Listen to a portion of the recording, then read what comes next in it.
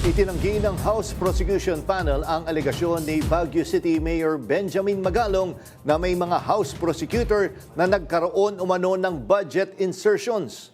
Kasabay nito, nagbigay rin ng reaksyon ang panel sa alegasyon ni dating DPWH Secretary Manuel Bunuan tungkol sa umunoy leadership fund sa budget. Yan ang umarangkadang balita ni Mari Ocampo. Ang mga House Prosecutors sa kahit ano pong budget.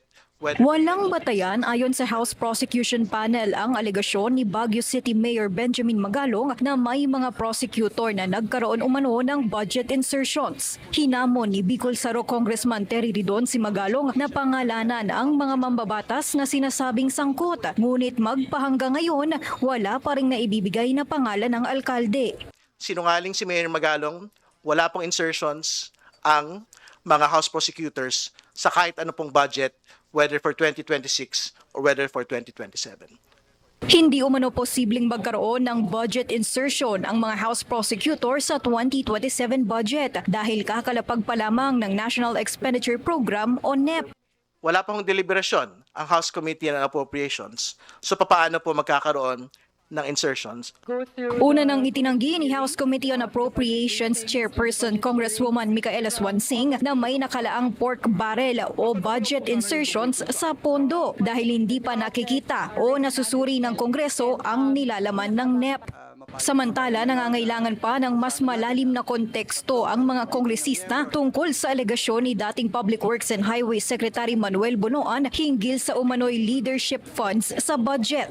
Ito po mga detalye na ito, very important ho na bigyan ho ng further details no, ni Secretary Bunuan kasi siya naman ho yung nagbulalas nito pong bagay na ito, not just for the House, but also for the Senate.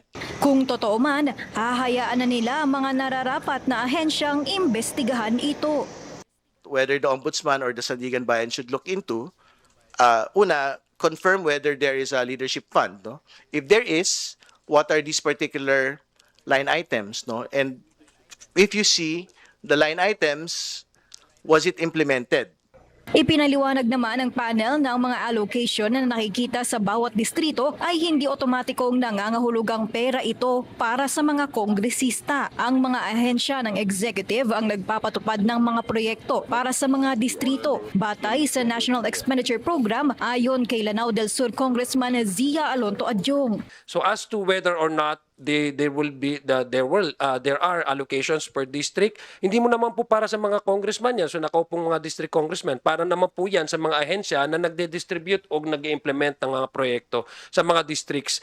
Ako si Mari Ocampo ng PRTV News, nagsaserbisyo para sa Pilipino.